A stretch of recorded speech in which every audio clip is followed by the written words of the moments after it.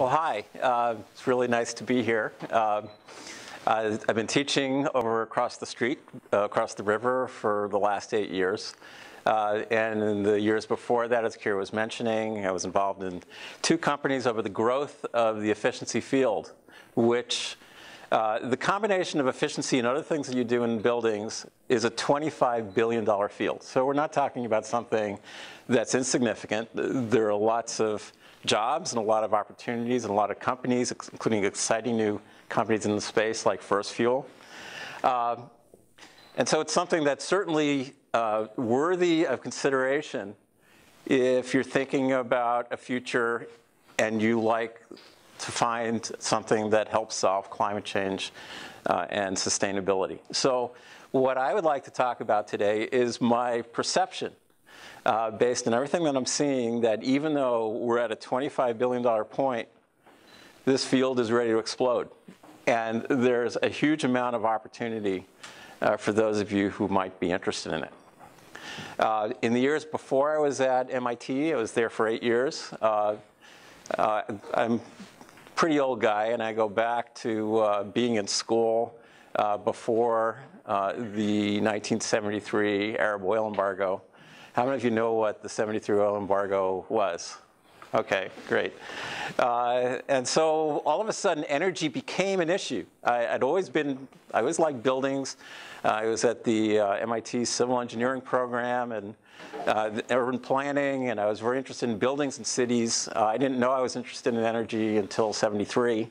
And then I thought I would be involved in energy and energy efficiency for a while. But it held my interest, and I'm still involved in it, and it's actually a little bit more interesting than it was at any point from then until now. So what I think I'm going to talk about, I've grabbed a few things which are sort of to seem like the major hits in the classes that I've been teaching recently. I teach a grad class in the spring, and I teach undergrads in the fall, in what seems interesting and relevant. And I'll try to put these things at a level that you can capture a few of these points in about a half-an-hour talk. And I'll welcome your thoughts and conversations. And if something seems confusing, it probably is because I didn't express it well. So by all means, you can ask me to explain it during the talk, to wait until the end.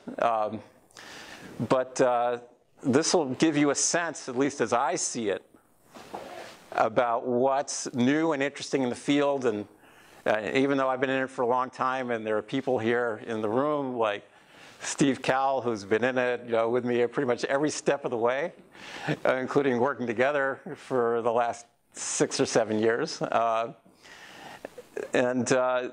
So you might see some opportunities that us old people don't see. We're basically from a different time.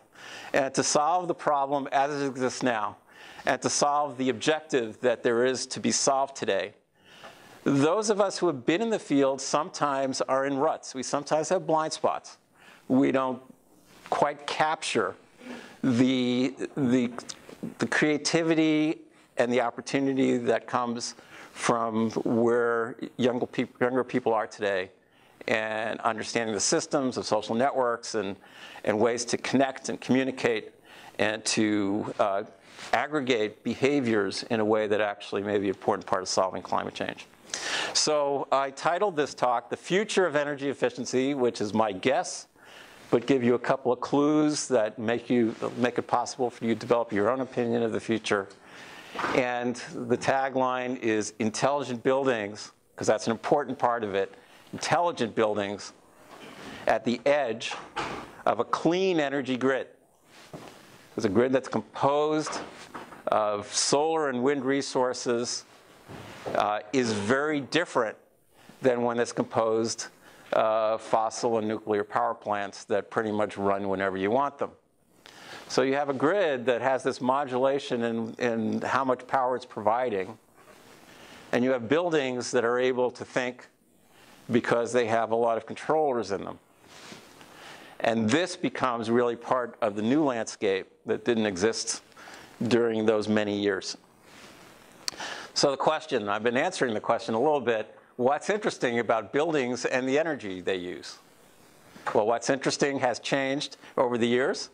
In 1975, at the time of the organization of OPEC and the oil crisis, energy prices went way up. And the objective of energy efficiency in the first company that I was part of, Zenergy, was to create a process which was called an energy audit. How many of you have heard an energy audit? How many of you believe there was a time within my lifetime when there was no such thing as an energy audit, right? It really wasn't that long ago that we said, you know what, maybe we should do something which is an engineering and business study of the opportunities in a building to cost effectively reduce the energy use as an investment in that building. So that's what we tried to do in my first company, and that was the first business. And then about 15 years later, the business transitioned. It became more about utilities choosing to do energy efficiency programs and invest in their customers rather than building the infrastructure of power plants and transmission and distribution systems that would be necessary. So we could look at a trade-off. There was the hard way of getting energy, which was to build a lot of power plants. And nuclear plants were ridiculously expensive, and they were sort of the only thing that we had other than fossil at the time. Or you could take the soft energy path, which was energy efficiency, and invest in your customers to reduce their energy use and no longer need to build that plant. So victory in the soft energy path business. Hey, Peter. So victory in the soft energy path business, which Peter Fox-Penner was very much involved with, and Steve Cowell was very much involved with, was essentially to get that nuke canceled, to design a way to put enough energy savings into enough buildings that you saved as much energy as that nuclear plant would have produced, and then you canceled the plant. And you broke out the champagne, and that was getting something important done. So this was called integrated resource planning, and that was an important part of that era of time. Then we started getting sophisticated around 2005, and it isn't exactly this. I'm taking 15-year increments because they're convenient, but it just wasn't quite that direct. And we got into the smart energy arena, where now we started putting electronics in place so that, first of all, you could measure the energy use in buildings on an hourly basis. Before that, we were just measuring energy use once a month or once every 2 months. And once you could do that, you could start building pricing that was relevant to the time of day and the load on the system. And this became what was called demand response. At the same time, site solar started coming in. We started putting solar energy on buildings. And the growth in technology capability with information communication technologies made it possible to have what we now refer to as an intelligent building. So you put that together, and that by itself created a $25 billion a year industry, which is all the efficiency businesses. There was $8 billion in subsidies that were leveraging about another $8 billion being put in by customers. The demand response business, the site solar business, these things came together and created that $25 billion a year that I was talking about. So where are we now? Now we're beginning to be at a different place. We're starting to realize that maybe the key thing we need to do in buildings is their role as part of a climate solution. And it's not a small element. Buildings by themselves, you might have seen this go past in the prior slide, are almost 75% of the output of electric power plants goes into a building. And about half of all the natural gas is consumed either directly by buildings or consumed by power plants that then send that electricity over to buildings. So buildings are a big portion of the energy use in our system. And so if we're going to do something to attack climate change, you're probably going to go through buildings. So I got 5 numbers for you. How many of you are number people? Okay, so remember these numbers. I got another slide for the non-number people, which looks like it's many of you. But okay, 1/3. Buildings account for 1/3 of all greenhouse gas emissions worldwide. 2 times. Business as usual, these greenhouse gases are going to double between now and 2050. So if we're going to attack greenhouse gases, we need to attack that. Half. It's a conservative estimate of how much we can save in all of those buildings easily by putting improvements in the buildings that have a positive net present value. How many of you know what net present value is? How many of you are business students? Just so I have a sense of who I'm talking to. Okay, great. So we can save half of that at essentially a positive net present value, which means it doesn't really cost us anything to save half of all this greenhouse gas emission. All. When we have an electric supply system composed of solar energy and wind energy and other resources which are intermittent, the buildings need to deal with that. And every building is going to have to deal with the fact that the power supply system has this intermittent renewable energy element to it. And most importantly, zero. Zero. These are the options of the ways we can actually solve climate change or bring it down to a 2 centigrade solution if we don't do this. There is no way to solve climate change if we don't do this. So that makes buildings pretty important. But it's also pretty hard because we're talking worldwide over 1 billion buildings. Homes and buildings that need to do something. And that's a challenging objective. You have lots of different owners. You have landlord-tenant relationships. You have different countries that have different ways of dealing with those buildings. And to find some way to achieve the deep gains that we need in a lot of those buildings is a real challenging objective. And maybe it's something where you can help come up with part of the solution. So here's what I just said. We went through these stages, and next, our real next stage in this progression is that we're doing it as a climate solution.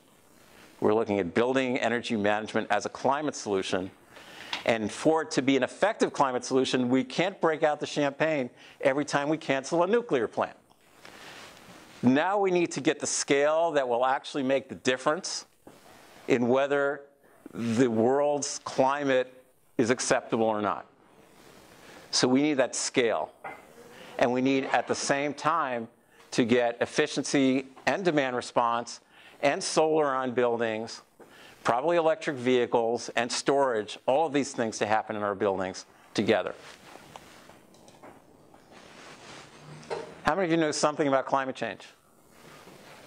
Okay. Is there anyone who doesn't know anything about climate change? Okay. Well, if you happen to not want to raise your hand, I can tell you the truth about climate change in 10 words. And so, for those, how many of you are for those of you who are not numbers people, here's the words part, right? 10 words, absolutely provable truth about climate change. This comes out of a lot of research at MIT and Yale University. First 4 words. It's real.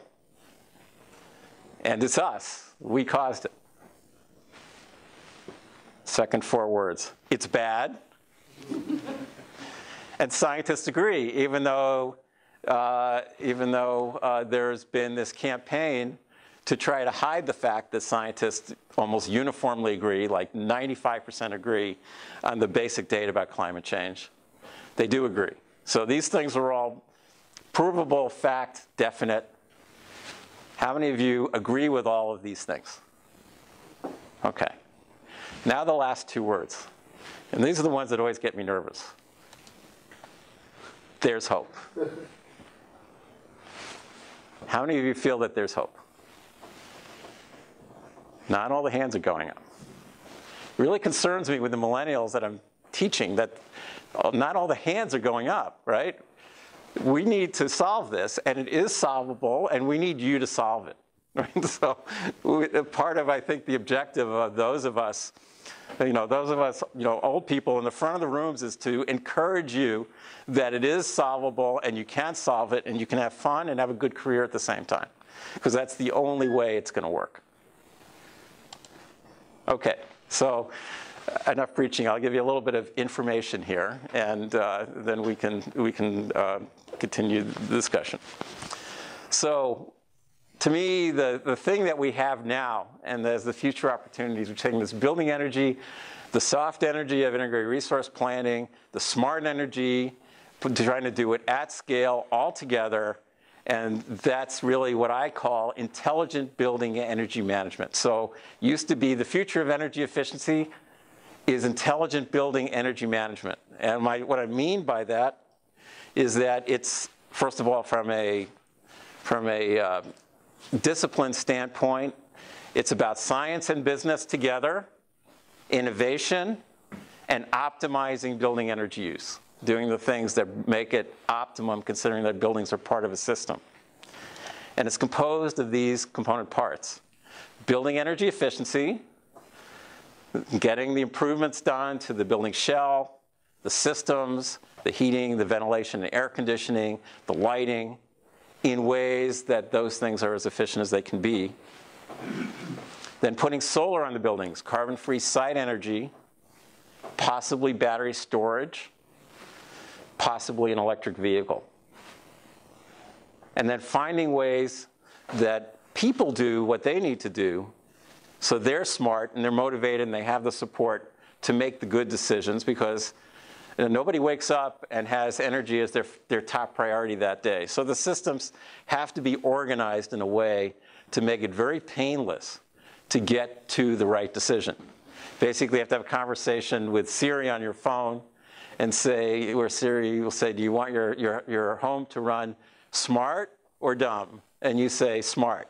And it does a lot of things that are right. And when every once in a while you come home and you're really not comfortable, and you press it and say, Siri, not quite so smart, right? So you want it to scale back a little bit so that you're as comfortable as you need to be when you want to be. And then at the city scale, a lot of the ways that we're going to get everyone to participate is to have larger groups, including cities, collaborating on getting the buildings upgraded and as efficient as they can be. So this is sort of the accumulation of lots of things in the buildings that need to happen together and at scale for it to succeed. So now I'm just going to fly through a few things. So, okay, maybe I've got to treat a few of you to think about what you may want to do in this field and if you want to be part of it. You got a few things in a raw material to work with. One is states like Massachusetts. There are, I think, 32 states altogether that have their utilities running efficiency programs, or they collect money on electric utility bills and give it to a third party to run efficiency programs. And they do things like in Massachusetts, but Massachusetts has a pretty elegant policy compared to most states. Utilities are required to procure all the cost-effective efficiency they can from their customers that's cheaper than the supply alternative on the grid. So what that looks like is that in a state like Massachusetts, rather than having a 1% growth rate, we're aiming down by saving 2.5% to 3% a year to like a minus 2% growth rate on energy use in the state, electric energy use in the state, because of these programs. When you run these programs, you spend money. So Massachusetts utilities like Eversource and National Grid, as well as the other utilities in the other states in the country that do this, have scaled up to offering about $8 billion in incentives for efficiency. So I had two businesses. Each one of them started with one strategy. One was going to work directly with buildings. The other one was going to work in the .com space and work directly with consumers. Both of them ended up working with people like Penny Connor at Eversource, who's in charge of the customer side of Eversource, including the efficiency programs. And she's offering money in one form or another for you to save energy in buildings. And she's looking at how much it costs to get different kinds of energy sources to their company, which is a electric distribution company, not a generation company. And energy efficiency is the cheapest one. So basically, buying energy efficiency, offering you 2 or 3 cents, in effect, per kilowatt hour that you save, rather than buying natural gas energy or biomass energy or solar or wind energy, ends up looking like a pretty good deal. So if you're running a business, this is an important piece of the finances. You don't get all the money just from the customer. You can get some of the money, probably on average about half the money, from Penny. And so you may want to get her in, because he's a good person to talk to if you're interested in these kind of businesses. Then there's the other basic dynamic. Now that we have advanced metering, or slowly moving in that direction here in Massachusetts, we're starting to have direct connection with the utility to save peak energy. Energy at that critical time when it's really hot, and it's been a hot summer week spell, and it's afternoon, it's a weekday, all the systems are saturated. That's a time when the system is really kind of grinding along and having trouble meeting all of that demand. These kind of peak times, the utility is willing to pay money in one form or another, which can be either a rate schedule or a direct incentive to you as a building operator to reduce your peak demand right then.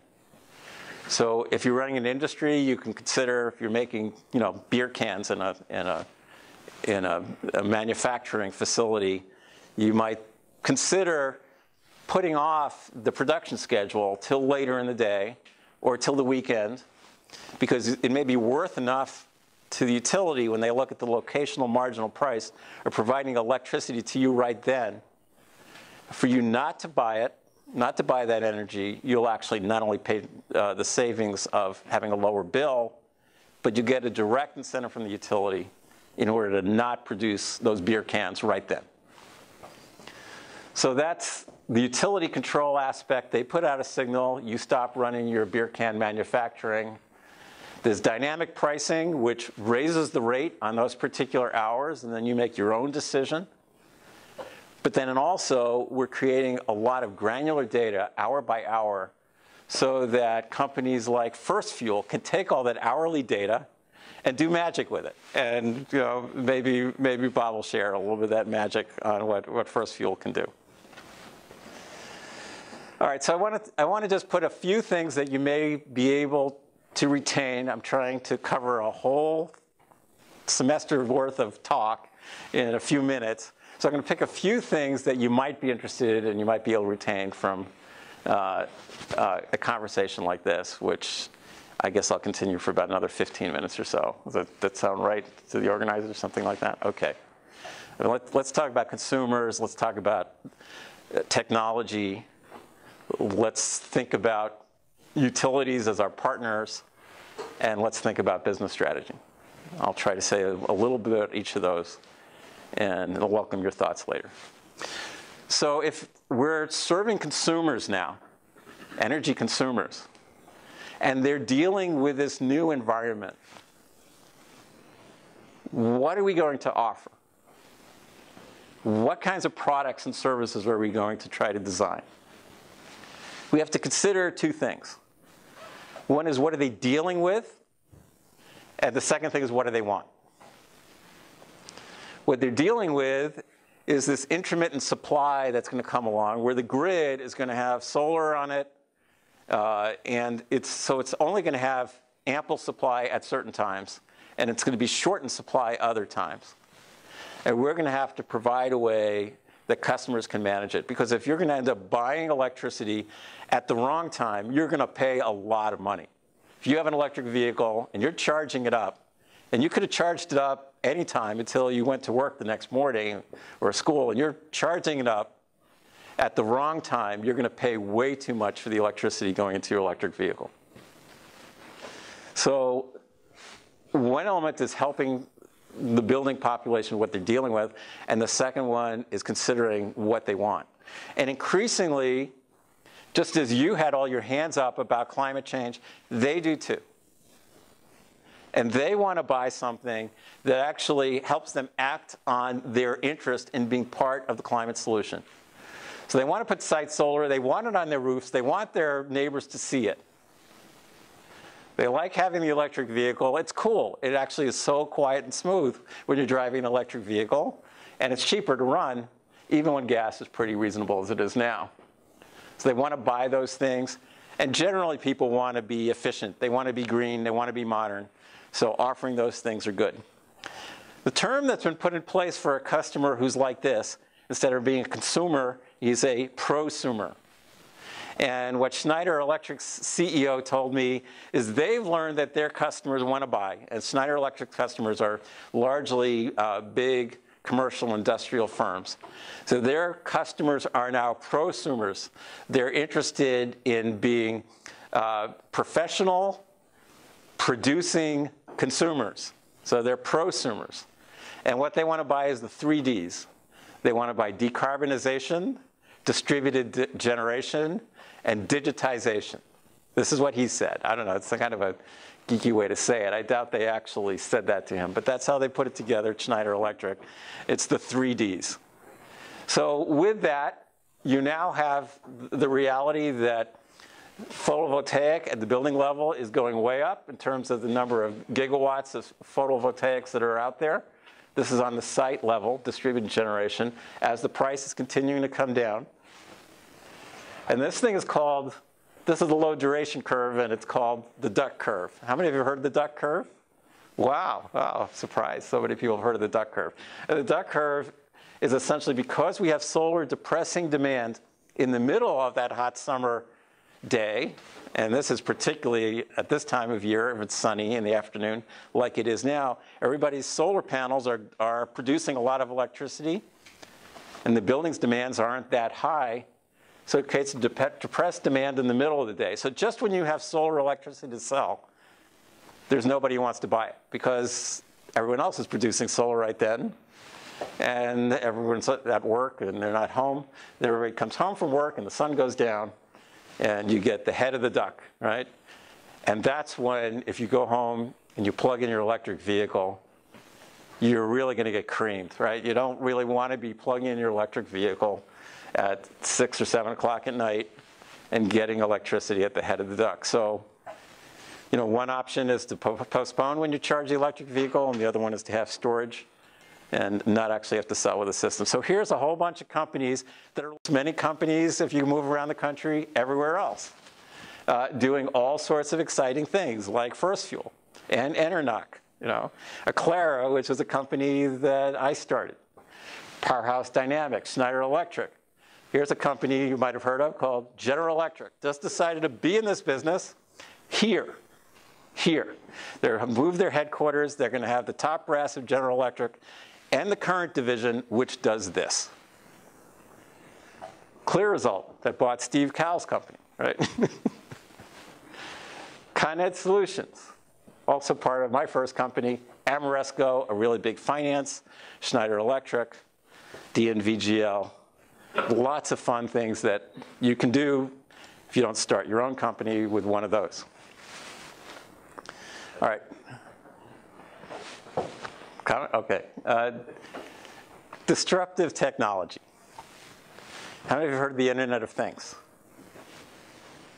Great. So what does this mean? You know, it's hard to imagine how quickly this is happening, but it is happening. There isn't anything that you're going to be able to buy within a couple of years that doesn't connect with the internet. Every single light bulb is going to directly connect to the internet.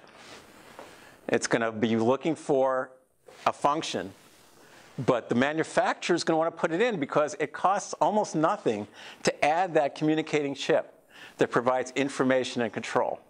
And when it comes with everything, it means that energy, which has always had this market barrier because it was so difficult to see energy use and to control it, is now going to be sensible and controllable.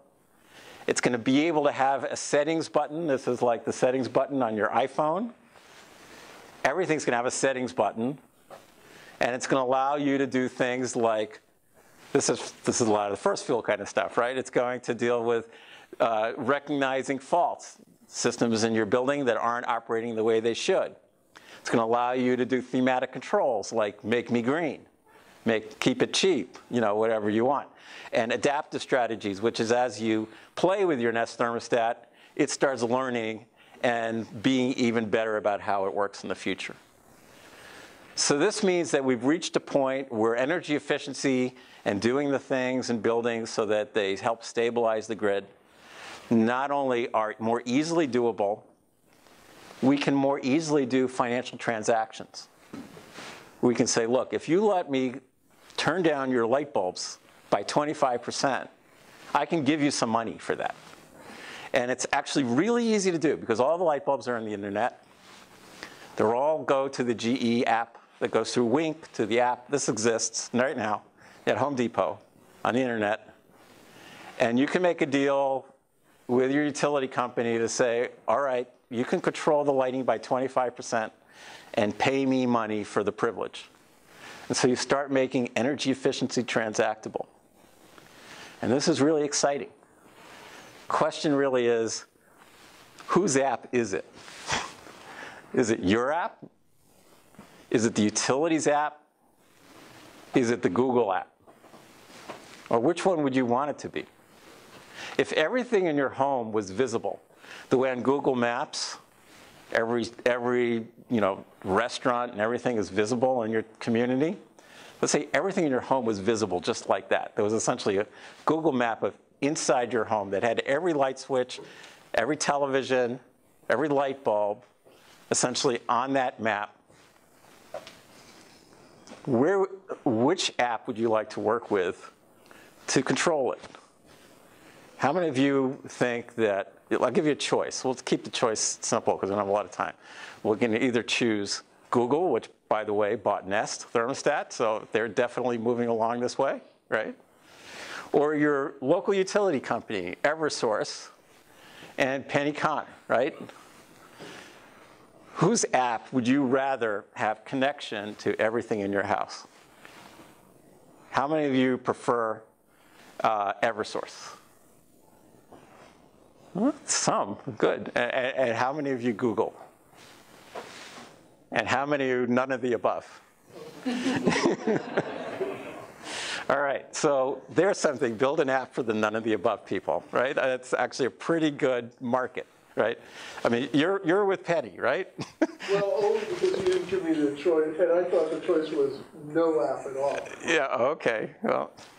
See, this is one of the challenges, is that who's in control. So we got a whole bunch of local institutions. Again, this is just local. Every place in the country has a different list.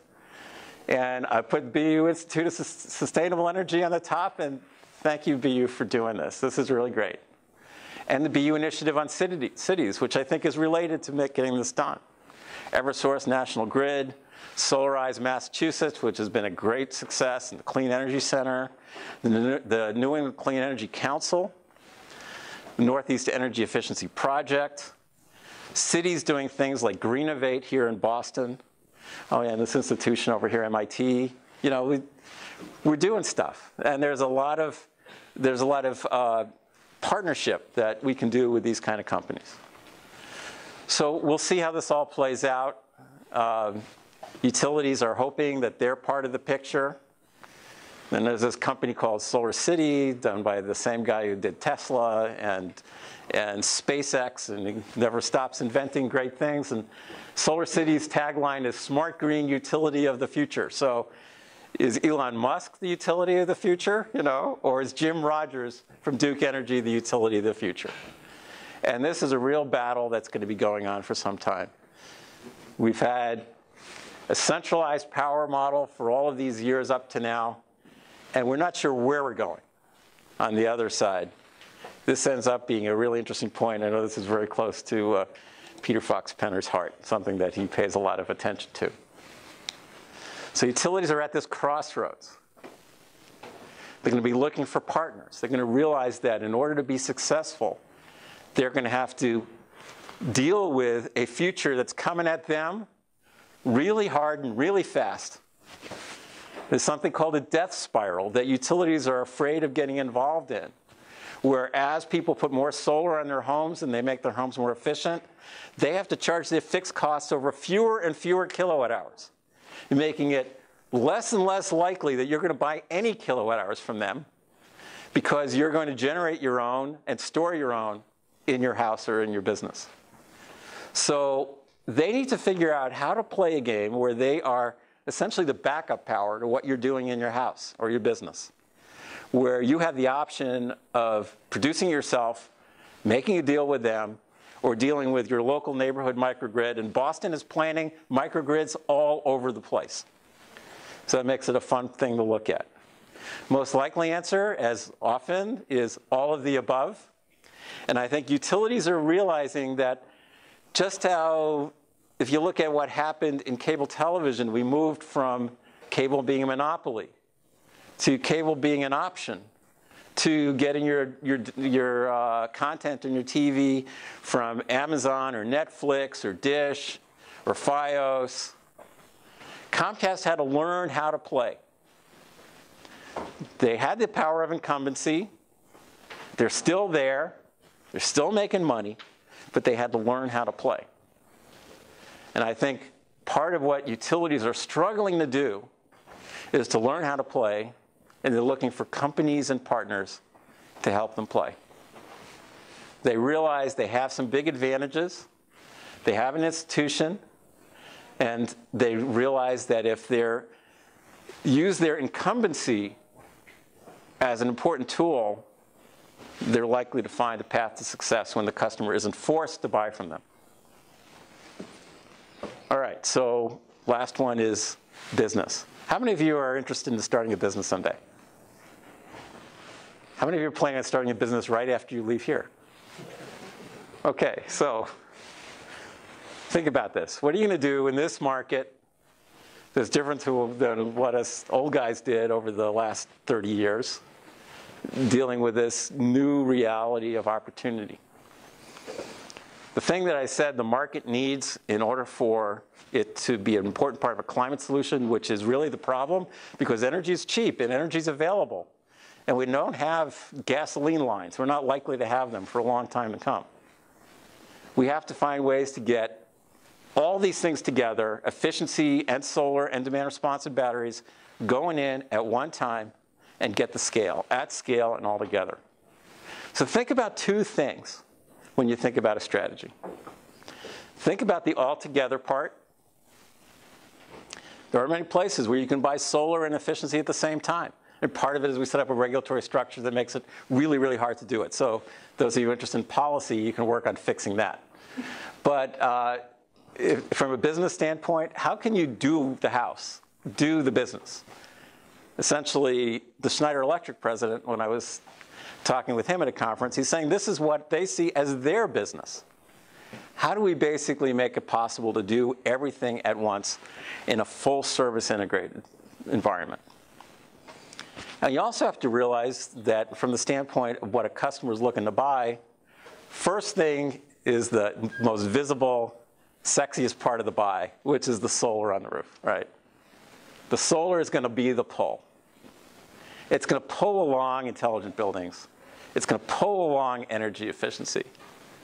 But you start with solar and you put it on an intelligent building that's energy efficient. Of course, that makes sense. You know, you put solar on your house. You don't want it to be a wasteful house. But having these things where solar is kind of at point and these other things are coming along is not the way any company does it now. Not one, right? I think Solar City's thinking about it, but not one. So there's a huge amount of opportunity. And then the scale part. What's the right price? How much will people pay for this? We already have a model for that. You don't have to work on it too hard. They will pay $0 for this. $0 is the right price. That's how much you pay to put solar on your roof. You pay $0. They put it on your house for free. It gets paid for out of the savings it creates to you in the years that follow along. So it's no money down, sign and drive. Guaranteed positive cash flow. Year after year, the amount you're going to pay is going to be equal to or less than what you would have paid. That's the deal. You don't have to work on the business model. That's the model, right? If we're going to get lots of that billion buildings that need to change, the price is going to have to be zeroed down. So we have to do that. You have to make the process easy. You have to make it quick. You have to make it so that it's risk-free. Someone's done all the work so that you don't have to worry that you're buying the wrong contractor or they're going to make your roof fall down. And then guilt. You're going to guilt everybody into it. That's where cities come in, right? Cities are an important part of guilting everyone into it. If, in fact, you do something where we can show a picture of everybody who did it and everybody who didn't do it and applaud everybody who did it, right? It's a real problem, particularly if you describe yourself as being a green climate person, that you didn't do it. So that's essentially the model of Solarize Massachusetts, and it works pretty well. So here's the answer. Yeah, I think this is the answer. Make energy management in homes costless, riskless, timeless, and visible to all. Everybody's going to be able to see that you did it. And that's how. Figure that out. I mean, somehow all of us I'm talking, but no one's actually done it. So they've kind of done it. Solar City does this with solar. It's not like there's no model that says it can be done. It can be done. Amoresco is an energy service company, a very large one in Natick or Framingham, and they do the efficiency side in a way that's financed out of the savings. So the pieces are there, okay, but it's not really all together. All right, so concluding this, at least as I see it, the future in this field is really bright. The $25 billion industry should grow, it needs to grow to be about a $100 billion industry in the next 4 or 5 years or so if we're going to make major progress on it. And there seems to be a wind at our back. We have an election coming up. We'll see what happens after the election. But it seems like there's going to be a wind at our back to going this way, particularly with the Paris discussion you're having on Thursday, right? So talk about what that's going to do to provide the wind at our back to do this. So those of you considering starting a business right after you get out of here, that's probably really important information to consider. So the opportunity is big. We need much more effective strategies. Summarizing it again, building efficiency so far is progress, but now we need all of it. So find a way to do that. And prosumers want those 3 Ds: decarbonization, distributed generation, and digitization. So I'll end with a book by the creator of the X Prize, Peter Diamandis. Good book. Those of you who want to start a big business, how many of you have heard of this book or read this book? Anybody? One, okay. Bold, how to go big, create wealth, and impact the world. Related to this. This is what he said. I'm going to put up his words. Mankind will rise to the occasion. It's a very, very confident book that is optimistic based on things that we're seeing, trends that we have, the fact that you folks are sitting in this room and taking a business degree program is indicative that we're in the right direction, we'll rise to the occasion, and we'll avert the catastrophes that are facing us. What we need to do is have an exponential advance in humanity's social consciousness so that we, the innovators, find roles in bettering humankind, not in just creating wealth for ourselves or the founders of the companies that we work for. That ends up to be the key. Not always easy. It requires cultural shift. So organizations like Questrom and Sloan, we need to work on cultural shift so that we have people that as they progress in business are feeling this and doing this, both from the standpoint of good business and the success of the world. And their bottom line, if you want to be a billionaire, make 1 billion people better off. Only $1 each from a lot of people. And that's the kinds of numbers that we need in order to get something exciting done here. So to me, that's the view of the future of energy efficiency. And I hope I've encouraged some of you to think about this beyond this discussion today. Thank you very much.